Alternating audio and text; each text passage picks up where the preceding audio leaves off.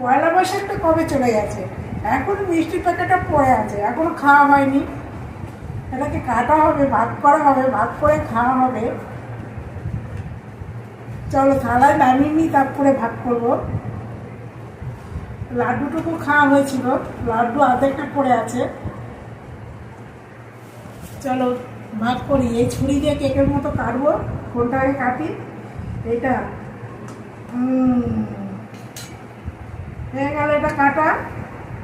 এবার এইটা হয়ে গেল কাটা।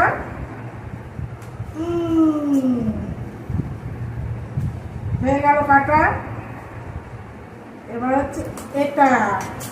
ছোট বড় হলো কিনা জানি না, কে কে খাবে চলে এসো। হয়ে গেছে কাটা। প্র্যাকটিস।